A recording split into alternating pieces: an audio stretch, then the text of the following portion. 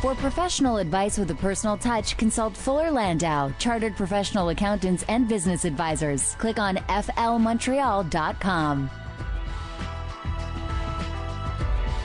Today's Entrepreneur on CJAD, a program about the entrepreneurial spirit that drives Quebec business. My name is Dan Delmar, along with Josh Miller of Fuller Landau. Good evening, Josh. Hello. And tonight on the program, we'll have Greg Adelstein on from iGotcha Media. We'll talk to Stephanie Darwish about digital marketing as well.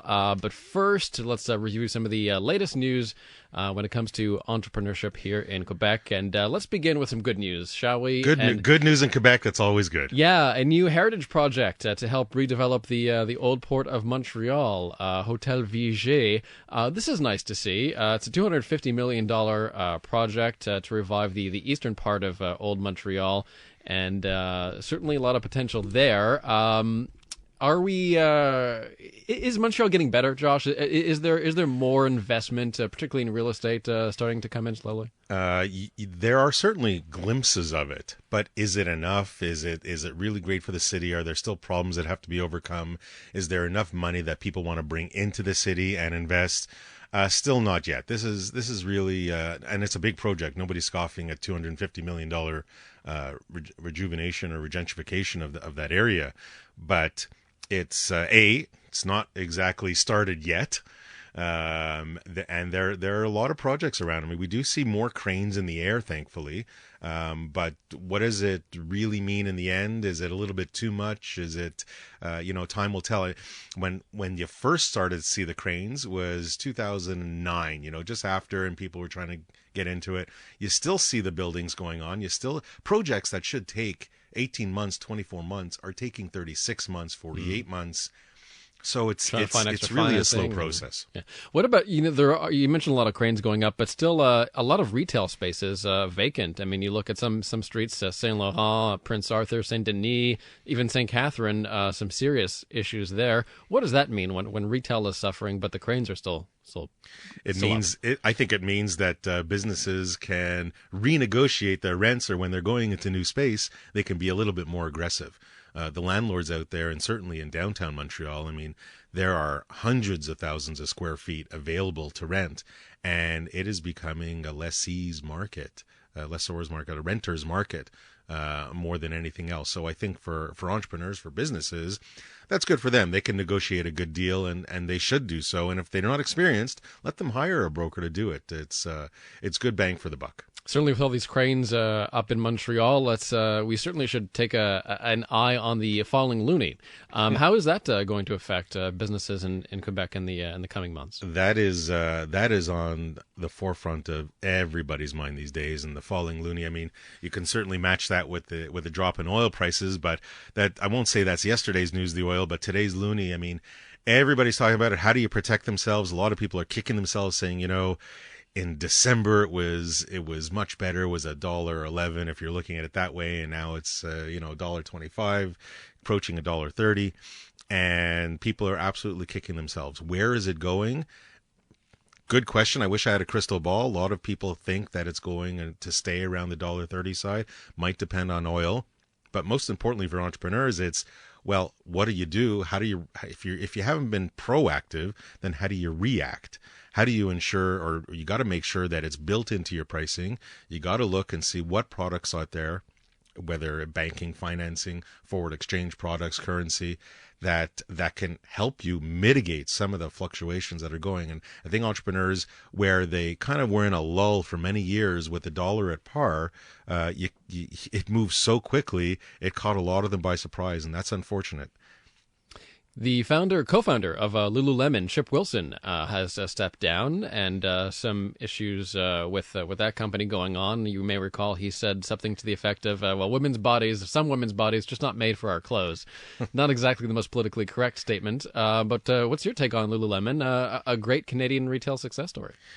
I think there's still space for Lululemon. I think they make a phenomenal product. The question is the market saturated? Do they have the right leader? Do they have the right belief system? And what are their plans going forward?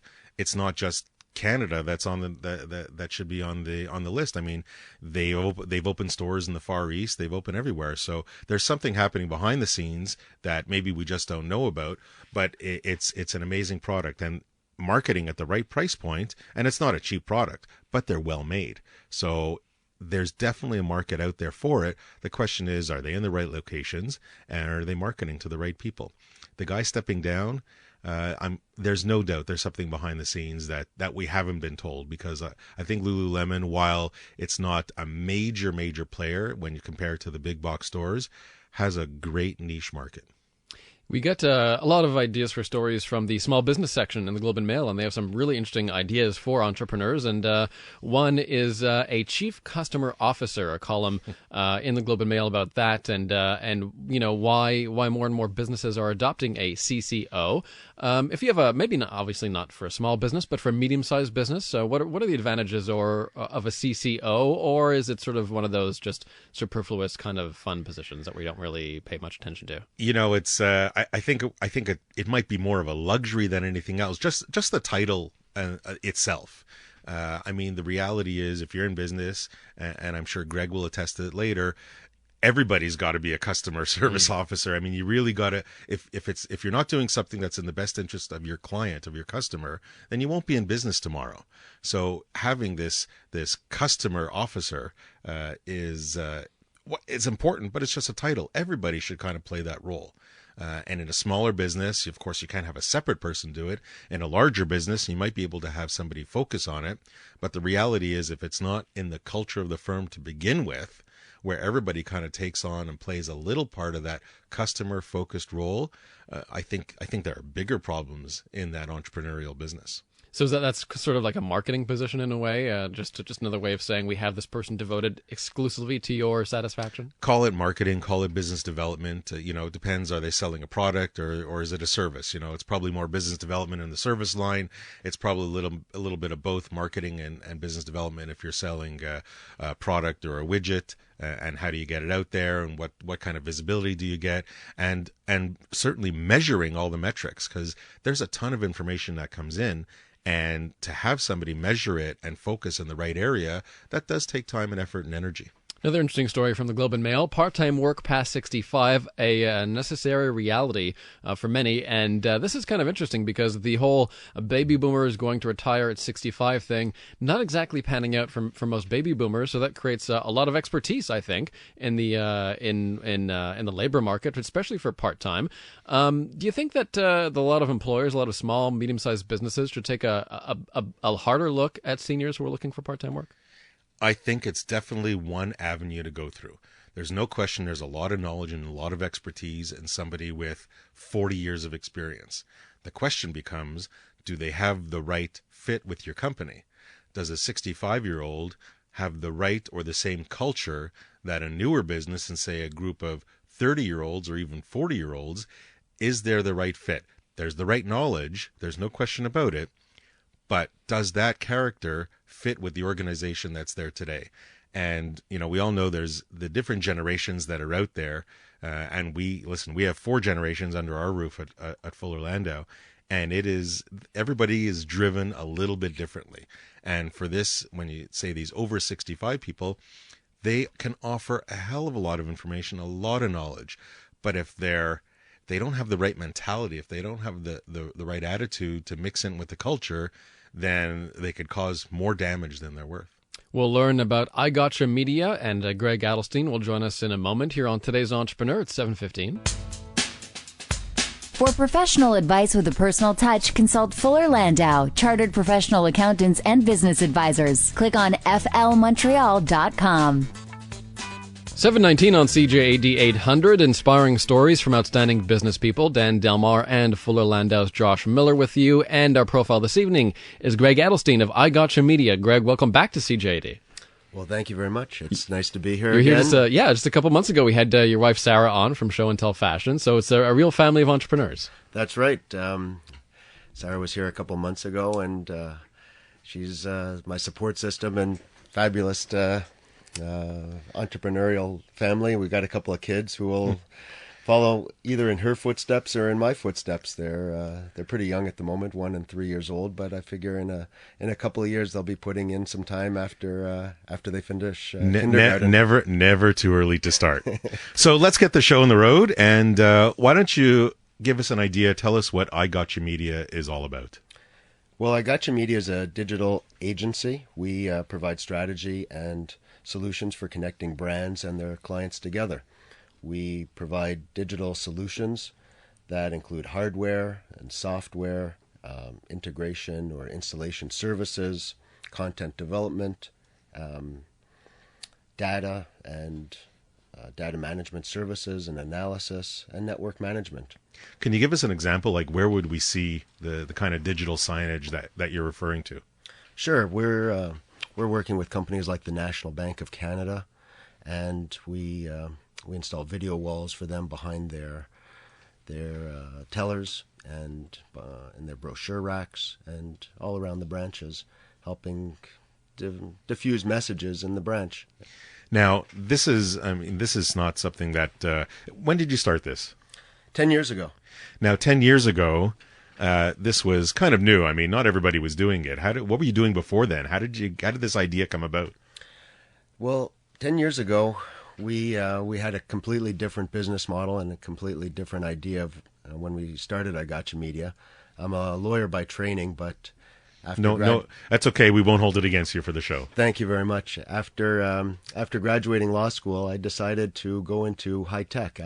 Like a lot of people graduating law school in the 90s, decided that I didn't want to work in a law firm working, say, 60 hours a week for $40,000. I wanted to work 80 hours a week for $20,000 and get some stock options in the hopes of making $1 million by the end of the year. So I fell into high tech and software, and really learned to love software because it was something where the first copy cost you a lot of money, but after that it wasn't terribly expensive and you didn't have inventory problems. And I liked technology. It was something that was cool and cutting edge and a little different. Now, you said your business model changed. Can you repeat again? iGotcha Media, when you first started, what did it do exactly? Well, when we first started iGotcha Media, we had this idea of putting these tablet computers into cafes. This was before smartphones existed, and we figured people, before iPads were out in the marketplace, we figured we could put tablets into people's hands at cafes so that as opposed to picking up the Journal de Montréal or the Montreal Gazette, somebody could walk into a cafe and pick up one of these tablet computers and surf the internet free of charge. Our business model was one of selling advertising, or trying to sell advertising, I should say, because we weren't very successful at it at the beginning. So these tablet computers were located at the cash or near the cash, and your Starbucks and your cafes where people could spend $3 or $4 on a latte. And we figured these people were the people advertisers would want to market their products to. So we created a content management software for, and these tablets showed a loop, like a screensaver of ads when they weren't in use. And when somebody touched the screen, they would show banner ads. But that model didn't work out so well in the beginning, and when we come back from the break, we'll hear exactly what did work and how you tweak that. Greg Adelstein of iGotcha Media, our guest this evening on today's Entrepreneur at 7:23. For professional advice with a personal touch, consult Fuller Landau, Chartered Professional Accountants and Business Advisors. Click on flmontreal.com. 7:25 on CJAD. Our guest this evening, Greg Adelstein of iGotcha Media, and Greg is telling us about. I guess, Josh, there had to be a shift at some point there in the business, and it turns out that Greg made the right shift. Well, it seems that shortly after they started their business, they completely changed their business model, starting with tablets in cafes and selling advertising, and maybe you can kind of continue the story, Greg. So, what did you shift to? What was the trigger point?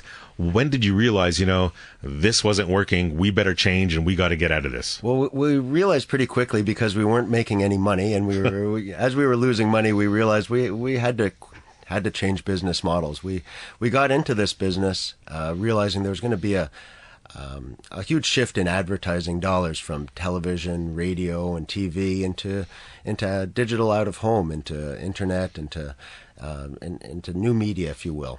And we wanted to take advantage of that, except we weren't very good at selling advertising. Mm-hmm. And it's a tough game. I mean, as a lot of people have tried to do unsuccessfully, we didn't have deep enough pockets. We couldn't create a big enough network. We created a network of 50 cafes here around Montreal, but most advertisers like your Cokes and your Pepsis and want to buy advertising across Canada. They want to be able to buy Montreal, Toronto, Vancouver all at once. It's not easy for them to buy small networks because it's too burdensome. They've got to buy too many of these networks if they have to buy a little network here in Montreal, a little one in Toronto. And so we got a lot of experience learning how to manage a network, how to develop the software and what the advertisers were looking for. So although our business model as a trying to sell advertising wasn't successful, it was a great learning experience and one that we put to great use moving forward. So we switched business models and realized we'd take a smaller risk and smaller reward, but it was one that was viable. And so we switched the company, and using the content management system that we had developed, we started, as opposed to buying the hardware ourselves and trying to create the network ourselves, we spoke to companies like Reebok, and Reebok was our first large client in the United States that took a risk with us and decided to buy hardware from us and license software from us and have us develop content and manage their network for them. So you created these kind of digital signs and kiosks in their stores and in different places throughout North America, say? Exactly. So back about 8 years ago, we started working with Reebok and did the NHL flagship store in Manhattan and a bunch of other stores in Patriot Place. For all you Patriot fans out there. There's a few, sir, maybe a little bit more after last night. Now, you're approaching Reebok. You're a small business. Why do they go with somebody that's kind of new to this business and a small company here in Canada? What do you think was the driving force behind why they chose you to go with this program? I think big companies like dealing with small companies because we're more nimble. Our prices are certainly better than the large companies. We can be more competitive like that, but we can move on a dime. We have the ability to bring new technology to the market faster and new ideas. So I think we were able to come in with fresh set of ideas with Reebok and show them something that they could bring to market really quickly. And so we had success like that. Was it tough just getting your foot into the door, or was that relatively easy? No, it was tough. Fortunately, we had a friend of a friend who was able to help us connect with the right person. When you're bootstrapping at the beginning and trying to, meet with the right people, it's difficult, and so you leverage everything you can and everyone you know to help set up those meetings and make it happen. And I know that you don't work alone, and you do have a partner, but tragedy struck at some point early on in your business. And when we come back from the break, we'll kind of hear how you overcame that tragic situation. More with Greg Adelstein of iGotcha Media and digital advertising on the program tonight on Today's Entrepreneur at 7:30. For professional advice with a personal touch, consult Fuller Landau, Chartered Professional Accountants and Business Advisors. Click on flmontreal.com. Welcome back to part 2 of Today's Entrepreneur, a program about the entrepreneurial spirit that drives Quebec business. My name is Dan Delmar, along with Fuller Landau's Josh Miller, and our guest this evening is Greg Adelstein of iGotcha Media. And Josh, interesting story. They basically had to change their business. The second time worked and worked quite well, but they still had some adversity to work through. And when personal tragedy strikes, certainly that has the potential to put a business off the rails. No question about it. And Greg is certainly not acting alone in his business. I believe there was definitely a tragedy that struck early on, and maybe Greg, you can elaborate a little bit on what happened and what you had to do to get by it. Sure. Well, my partner Michael died 5 years into the business, which was the biggest personal tragedy and professional tragedy I've ever had to face. It was huge sadness for me and for my partner, Kyle Pilot, who was Michael's brother-in-law. And, of course, the families were just shaken beyond belief. We we managed to get through it. We didn't know what to do after Michael passed away. We decided, or maybe subconsciously, to throw ourselves into our work and just work harder.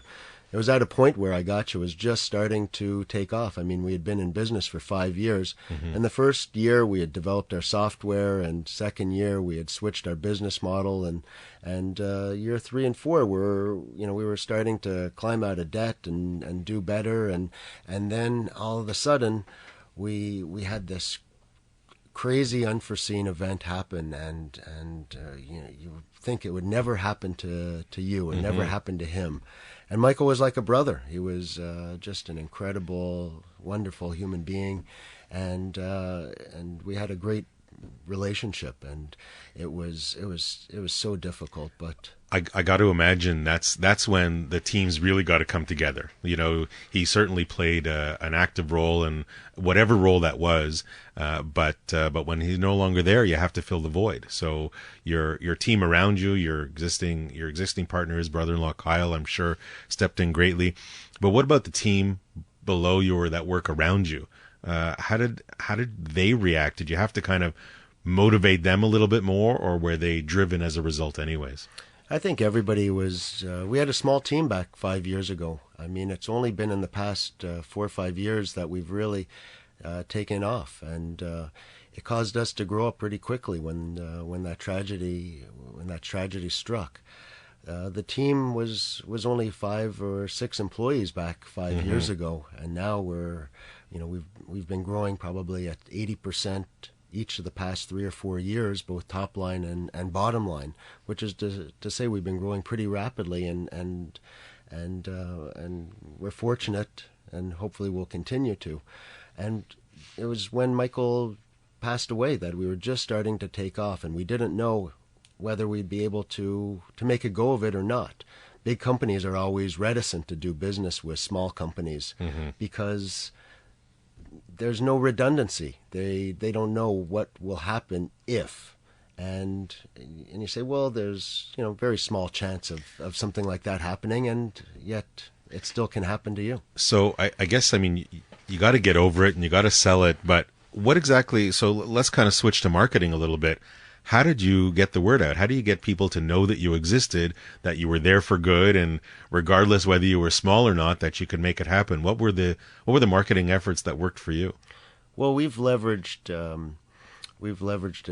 our successes wherever possible in the media, making press releases. We've got a great company by the name of Pragmatic Communications that we work with. We've made press releases recently that we're working with Via Rail. We do all the payment kiosks, the ticketing kiosks that you have in the train stations around Canada with Via Rail, and we made a press release about that. We made a press release about the wayfinding kiosk that we're doing in Ivanhoe Cambridge malls with the Montreal World Trade Center downtown. So we don't do a lot of advertising per se, but we do try and leverage our successes and get the word out. I do a little bit of public speaking where I can. Advertising's expensive, as we know, and so we try and be creative in our marketing strategies. And I presume, I mean, you try and use multipliers. If you're working on digital signage, I'm sure there's also marketing agencies that you're working closely with. That maybe, I don't know if there's a business development aspect with them that you've come to know and grow and use over the years. We sell through agencies quite often as a channel. We work closely with LG Electronics and Samsung, and those guys just sell screens. We sell full solutions. We sell video walls and the installation and the content and the software and everything. And so when somebody calls them, they will often tell them about us and the other digital signage companies out there, and try and and we use agencies as a channel also to get the word out. Now, when you first got into this business and you changed your business model, and it was still all pretty new to you, how did you? And you're talking about something that's not so tangible. You put a lot of effort and energy in the building of the content management system, etc. Pricing that to get it out. What do you sell to your customers? Was that a difficult process to go through and figure out? I got a great product. I think it's fantastic. what in the world am I going to sell it at? What price is going to be the right price that's not going to scare anybody away, but that will still put good profit dollars in your pocket? Was that difficult? Oh, it was tremendously difficult. It was a lot of trial and error, and it still is. I mean, this industry is still in its infancy. 10 years ago, when we started the business model, we were trying to come up with pricing for the advertising out of home, and that didn't, it wasn't something we had measured very well, and it was difficult to price. Today, there's a lot more competitors in the space, and the cost of digital signage software has come down dramatically, just as the cost of screens have come down dramatically. We're video wall experts, and we keep in tune to what the competition is charging, and we have to be extremely competitive in order to win companies' businesses and succeed out there. So there's got now technology plays an absolutely huge role in what you guys do, and it must have changed drastically in the last 10 years. Was there a big change that stands out? And if not, how do you keep up? How do you and your team keep up with those huge technological changes? Well, digital signage software has become more and more of a commodity. When we first started the business, we could charge a lot more for it, but now there's 1,000+ players worldwide out there selling digital signage or even giving it away. So we stand out by providing a value-added service and bringing our clients more. And that includes gaze tracking software and other ways of, gaze tracking software is a way of calculating how many people walk by a screen and how many people look at a screen. And so we're incorporating mobile phone applications into the digital signage that we're doing and trying to bring our clients the value add, the measurability that other companies are still trying to catch up and do. So much more versatile than traditional advertising or putting up a billboard, right? Because you can change those ads, I take it, anytime you want, and you can update them perhaps as the campaign goes along, change the look of it, bring new elements to the material. Yeah, exactly. We can show umbrellas when it's raining and sunglasses when it's sunny out. I mean, incorporating real-time data into these types of solutions is the key. In terms of having inventory management systems that build you build your digital signage solution to take into account inventory is critical. We're using the gaze tracking software as for instance, you can tell whether there's men or more women standing in front of a screen. So a lot of companies just are creating one advertisement or one promotion at the moment, but the future will be they'll have one ad for men and one ad for women, and depending on who's in front of those screens, wow, it'll be more targeted moving forward. We've spoken to a lot of entrepreneurs, and not everybody measures all their marketing efforts, but with the product or service that you're offering, people can start measuring that much more closely. Is that the future?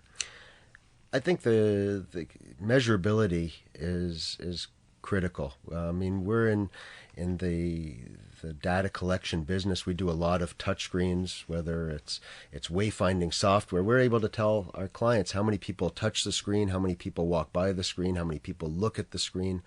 The data collection is critical. We collect email addresses, we can collect all sorts of other information, and it's about personalizing that information and then actually analyzing that information is probably the most important part at the end of the day. And certainly keeping tabs and making sure that software is up to date, because that's what you do and those are your processes.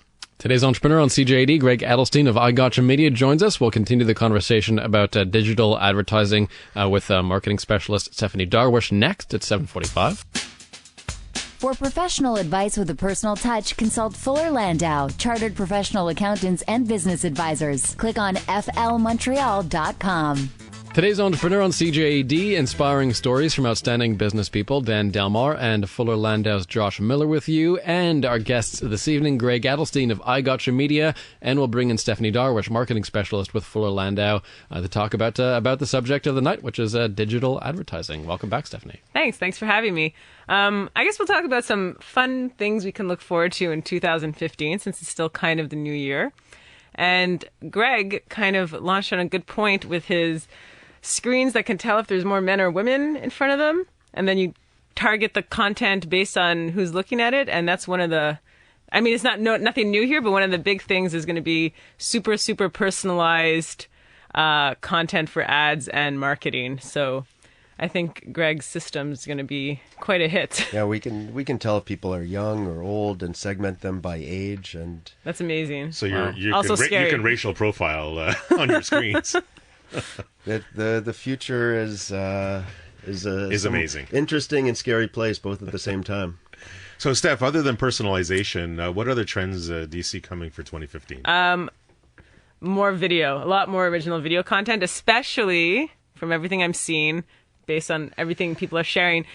These like feel-good stories that are actually ads that give you all this emotion, and it's a positive story about somebody's day being made better by a brand.